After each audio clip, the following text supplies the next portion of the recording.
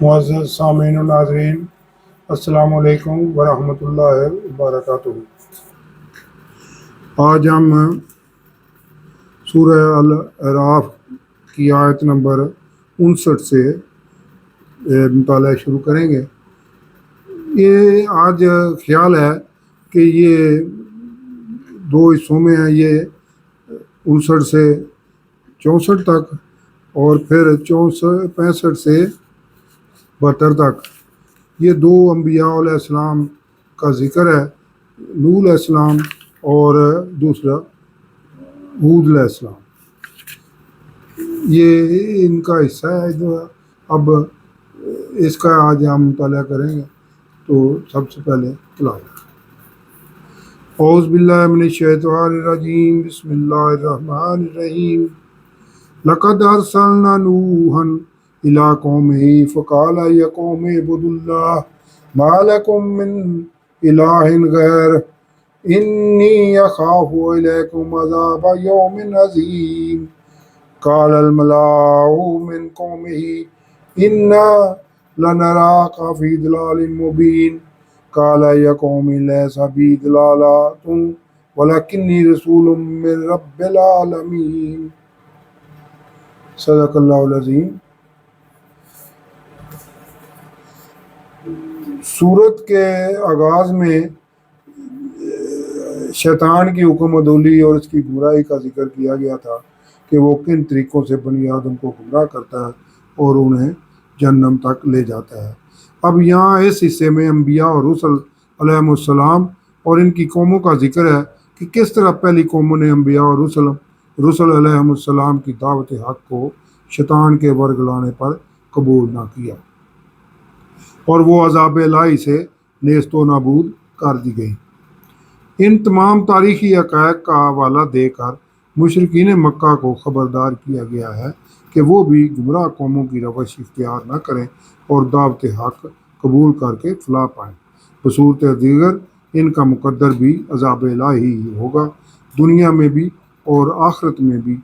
اب جس ترتیب سے یہ حقائق قرآن میں بتائے گئے ہیں، اسی ترتیب سے ان کا باری باری مطالعہ کرتے ہیں۔ تو پہلے حصے میں حضرت نوح علیہ السلام سے یہاں ذکر شروع کیا گیا ہے، تو اس میں اللہ رب العزت کا ارشاد ہے، بے شک ہم نے نوح علیہ السلام، یہ ان کا مقبرہ آذربائیجان میں ہے، کو ان کی قوم کی طرف بھیجا تو انہوں نے کہا کہ اے میری قوم، اللہ کی عبادت کرو، اس کے سوا کوئی معبود نہیں ہے۔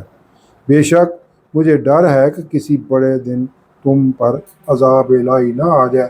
اس کی قوم کے سردار بولے کہ بے شک ہم تمہیں نوح علیہ السلام، یعنی نوح علیہ السلام کو یہ مخاطب ہو گئے، یہ سردار کہہ رہے ہیں ہم تم کو کھلی گمراہی میں دیکھ رہے ہیں۔ نوح علیہ السلام نے کہا کہ اے میری قوم، میں کسی گمراہی میں نہیں ہوں، میں تو رب العالمین کی طرف سے رسول ہوں، میں تو تمہیں اپنے رب کی طرف سے نازل شدہ احکامات کی تبلیغ کرتا ہوں اور تمہارا بھلا چاہتا ہوں۔ میں اللہ کی طرف سے وہ علم رکھتا ہوں جو تمہیں معلوم نہیں ہے۔ اور کیا تمہیں یہی عجیب لگا نا کہ اس مرد پر رب کا ذکر اترا ہے، یعنی نوح علیہ السلام پر برا لگا کہ یہ مجھ پر یہ اللہ رب العزت نے اپنا ذکر اتارا ہے جو تم سے ہی ہے کہ وہ تمہیں گمراہی اور سرکشی کرنے سے ڈرائے تاکہ تم پر رحم کیا جائے۔ تو انہوں یعنی قوم کے سرداروں نے اسے جھٹلایا، تو ہم نے اسے یعنی نوح علیہ السلام کو اور ان کے ساتھیوں جو کشتی میں سوار تھے نجات دی، اور آیات جھٹلانے والوں کو پانی کے طوفان میں ڈبو دیا۔ بے شک وہ اندھا گروہ تھا، یعنی ان کی آنکھوں پر گمراہی اور سرکشی کی پٹی بندھی ہوئی تھی۔ اب یہ دوسرا قوم عاد کا ہے ذکر، اور قوم عاد کی طرف ان کے بھائی ہود علیہ السلام کو بھیجا، یعنی علاقہ حضرموت عرب کے جنوب کی طرف ہے۔ یہ حضرموت کے علاقے میں یہ مبعوث ہوئے۔ قوم عاد وہاں آباد تھی، تو یہ ہود علیہ السلام ان کی طرف بھیجے گئے۔ ہود علیہ السلام نے کہا میری قوم اللہ کی بندگی کرو، اس کے سوا کوئی اور معبود نہیں ہے، تو کیا تم تقوی نہیں اختیار کرو گے؟ اس کی قوم کے کافر سردار بولے، ہم تمہیں بے شک بیوقوف سمجھتے ہیں، نعوذ باللہ، اور بے شک ہم تمہیں جھوٹوں میں گمان کرتے ہیں۔ یہ قوم کے سردار حود علیہ السلام کے بارے میں اس طرح کے تاثرات دیتے تھے۔ حود علیہ السلام نے کہا، اے میری قوم، مجھے بیوقوفی سے کیا تعلق ہے؟ میں تو رب العالمین کی طرف سے رسول ہوں، تمہیں اپنے رب کی طرف سے نازل شدہ احکامات کی تبلیغ کرتا ہوں، اور تمہارا معتمد ہوں اور خیر خواہ ہوں۔ اور کیا تمہیں یہی عجیب لگا نا کہ ایک مرد پر رب کا ذکر اترا جو تم میں سے ہی ہے، کہ وہ تمہیں ڈرائے؟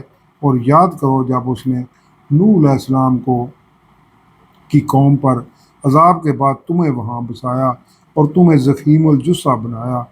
یعنی یہ قوم عاد جو تھی، یہ حود علیہ السلام کی قوم، یہ کافی طاقتور بڑے بڑے جسم والے لوگ تھے، طاقتور لوگ تھے، قداور اور اس طرح۔